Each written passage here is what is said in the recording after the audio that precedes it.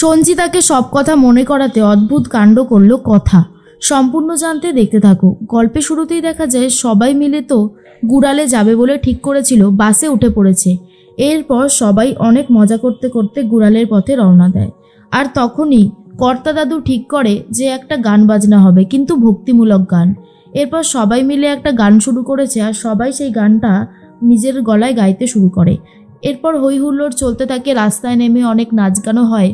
এই করতে করতে পৌঁছে যাচ্ছে গুড়ালে।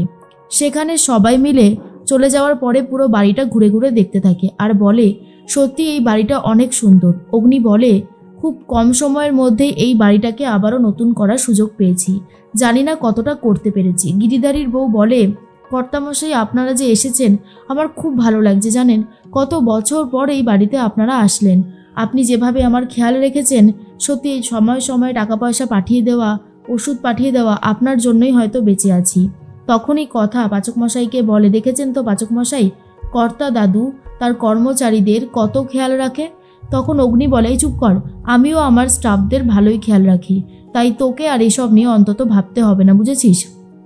তখনই অগ্নি মনে মনে একটা কথাই ভাবছে, এখানে এসে মায়ের স্মৃতি ফিরবে তো, মায়ের স্মৃতি ফেরানোটা খুব জরুরি।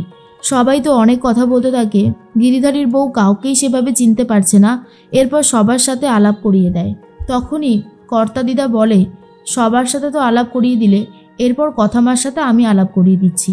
তখন পাচক মশাই বলে ব্যাস এবার শুরু হলো। এর মধ্যেই কর্তা দাদু বলছে পাচক ঠাকুর সবার সাথে সবার আলাপ করিয়ে দিল, কিন্তু কথামার সাথে আলাপ করিয়ে দিল না, দেখলে। রেনু তখন বলে আমি দিচ্ছি।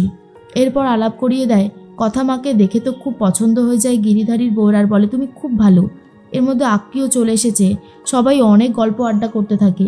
তখনই সমীর গুহ ভাবে এখানে কত স্মৃতিই না আমাদের আছে, সব স্মৃতি আছে সঞ্চিতা আর আমার।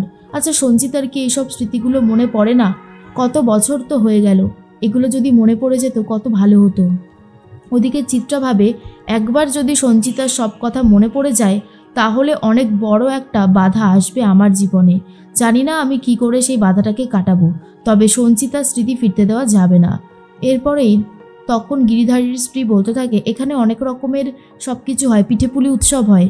ছোটকা বলে জানি তো, সেই জন্যই তো আরও ঝটপট করে এখানে এলাম, পিঠেপুলি খাবো বলে। কথাকে বলতে থাকে জানো তো কথা মা, আমাদের এখানে নাম গুড়াল কেন হয়েছে? এখানে খুব ভালো গুড় পাওয়া যায়, খেজুরের রস চাল দিয়ে খাঁটি গুড় তৈরি করা হয় এখানে। কথা বলে তাই, তাহলে তো খুব ভালোই হবে। এর মধ্যেই আক্কি বলে সত্যি এই বাড়িটায় এসে বেশ ভালো লাগছে কিন্তু আমাদের। এরপর সবাই তো যে যার ঘরে চলে যায়।